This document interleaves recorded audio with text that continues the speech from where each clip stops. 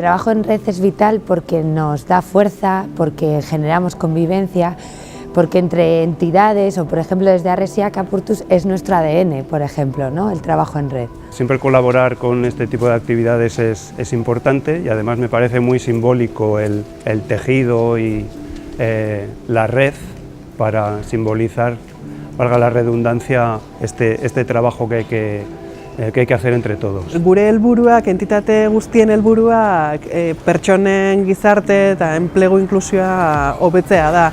Azkenean denon artean helburu hori lortu nahi dugu. Zoragarria da partaidea izatea. La maravillosa sensación de ser parte. الجمعيات بختحلة شوية التعاون مدن ورسين يران معنا المعاونة التعاون بزاف. La maravillosa sensación de ser parte. La maravillosa sensación de ser parte. La maravillosa sensación de ser parte. Zoragarria da partaide izatea.